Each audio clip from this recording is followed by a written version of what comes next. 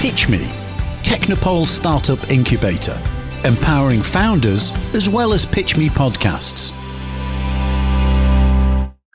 Next, Nick is presenting us Rescooter. PitchME, Nick. Hello. Yes, I'll be presenting Rescooter today, a city-friendly e-scooter sharing. I want to discuss e-scooter sharings around Europe.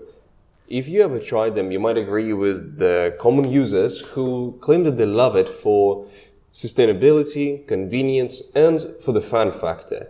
I myself live in Barcelona in Europe, and it seems to be a perfect location for this type of service.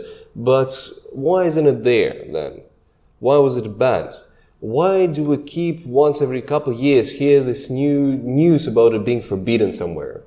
Well, those are exactly the locations that we're targeting. Thus, we've conducted a research and found out the main reasons. First of all, people who use them often don't know the laws and rules, thus endangering themselves and others. The parking spots of e-scooters cause awful mess in the streets. Government is concerned with the safety of the users and the safety of pedestrians, and they hate being blamed for accidents caused or involving e-scooters. Well, and this is where the Rescooter comes in. We understand that by targeting the locations where they are currently prohibited, we kind of entrusting the success of our projects into the hands and wills of the government. But we believe that we found an approach valuable enough for it to change the interest of the officials into our favor. First of all, the law and awareness will be mitigating by educating our users and guiding them during their rides. The mass on the streets will be solving it with implementing stations. Safety of scooter users, well, we'll be providing helmets without which the scooters just won't start. Safety of pedestrians, well, we'll have a controllable speed limitations to solve it. Responsibility for the accident, well, we'll be saving all the possible information about the last several trips of each single one of our users, and we'll have an ability to share this information with the authorities in case of an accident. Of course, this is something that our users will have to agree to during the onboarding process. We'll be achieving it through our smart application and uniquely designed scooters we're currently working on. If one thinks about our competition, the first things that come to mind are Lime, Dot, TFO, and many other companies, you name them. But as we are targeting the locations where those are unavailable or banned, our competition varies greatly depending on the market. If we look at our most desired city to enter, it's Barcelona. Our main competitors are the public transport, the taxi service, and the currently existing bicycle sharing, Bicing. None of them are too similar to the service that we are presenting. We are planning to monetize by charging our users to start their rides, then provide 5 minutes for free, and then charge them for every next minute.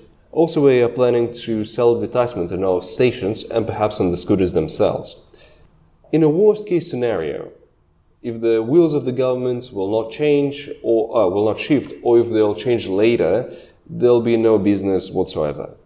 But in other case, in other scenario, with the initial 350,000 euros investment, we'll be able to break even after 3 months, and after 1 year, we'll have a profit of 1.7 million euros.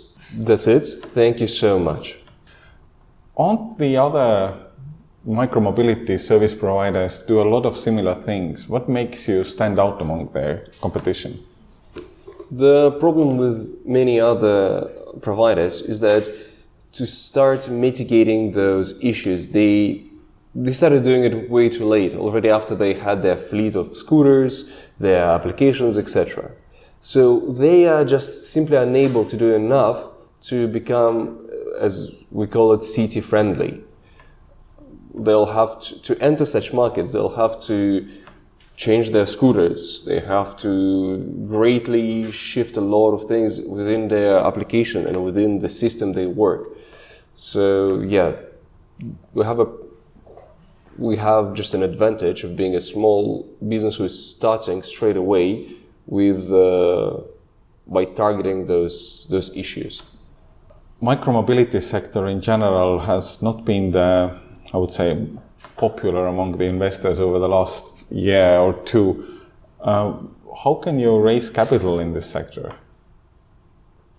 Well, I believe that the way we want to operate will be entering the locations where most other companies are banned, thus being the kind of monopolists within those spheres. We'll be the only company on the market, thus most likely people will be interested in investing into the only available service. Mm.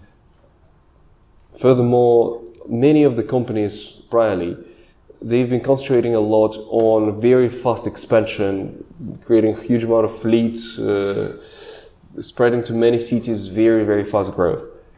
And it didn't prove to be too effective. Mm.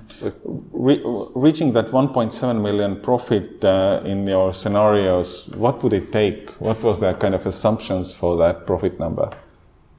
We were studying the way the scooters are used in the other locations where they're currently available, and on the way the aforementioned bicycle sharing in Barcelona functions. So how much time do they ride, how often, etc.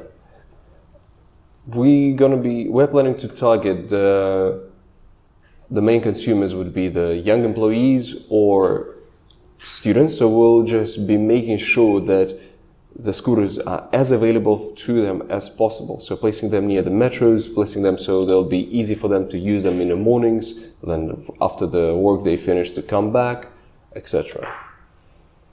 Thanks, Nick.